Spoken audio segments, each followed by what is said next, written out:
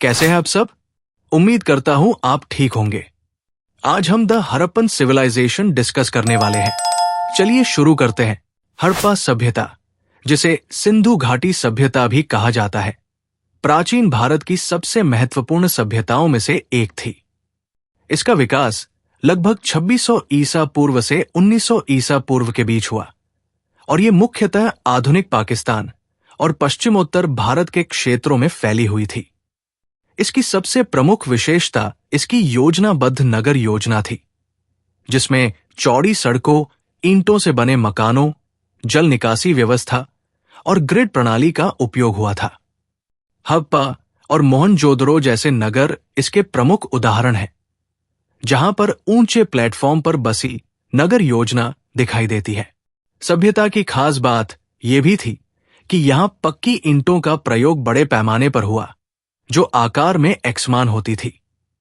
यहां great bath जैसी सार्वजनिक इमारतें भी मिली हैं, जो सामुदायिक स्नान के लिए बनी थी। ये दिखाता है कि उस समय के लोगों का सामाजिक और धार्मिक जीवन भी संगठित था। इसके अलावा अन्न भंडारण के लिए बने गोडाउन, प्रशासनिक इमारतें और दुर्ग जैसी संरचनाएं मिली हैं, जिससे यह स्पष्ट होता है कि हड़प्पा समाज में प्रशासनिक प्रणाली और सामाजिक नियंत्रण मौजूद था। इस सभ्यता में लोग कृषि, पशुपालन, व्यापार, शिल्पकला और मूर्तिकला में निपुण थे। गेहूं, जौ, मटर, तिल और कपास जैसी फसलें उगाई जाती थी। मिट्टी के बर्तन, मनके, सील, मुद्राएं, मूर्तियां और औजार यहां के कारीगर बनाते थे।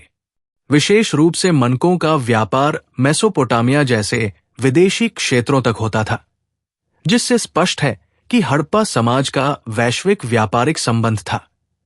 समुद्री व्यापार भी किया जाता था।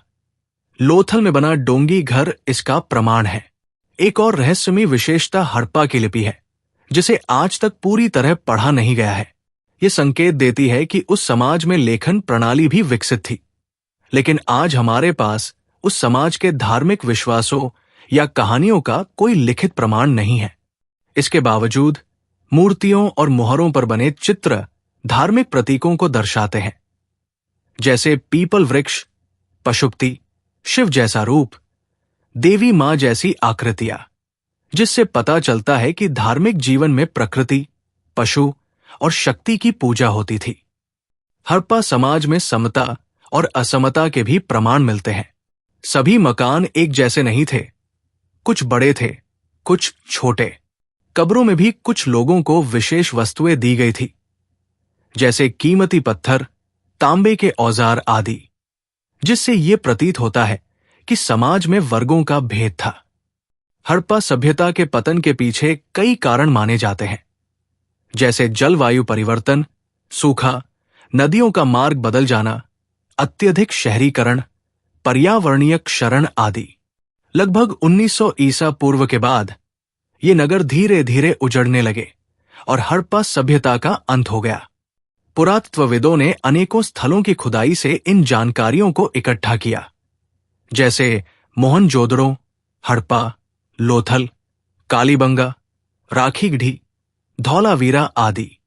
खुदाई में मिली वस्तुएं जैसे कंकाल, हड्डियां, ईंटें, मिट्टी के बर्तन, मुद्राएं, उपकरण आदि से इस सभ्यता के सामाजिक, आर्थिक, धार्मिक और सांस्कृतिक पहलुओं का पता चलता है।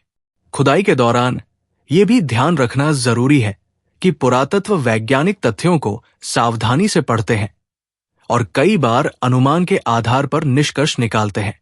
हड़प्पा सभ्यता केवल एक प्राचीन संस्कृति नहीं थी, बल्कि ये एक व्यवस्थित, तकनीकी रूप से उन्नत और सामाजिक रूप से संगठित समाज का प्रतीक है, जिसने भारतीय उपमहाद्वीप के इतिहास में गहरी छाप छोड़ी। इसकी खोज और अध्ययन से हमें ये समझने में मदद मिलती है कि प्राचीन समाज कैसे रहते थे, सोचते थे और अपने जीवन को व्यवस्थित करते थे। तो यहां ये चैप्टर पूरा होता है। आई होप ये आपके कुछ काम आएगा। चलिए फिर मिलते हैं अगली वीडियो में।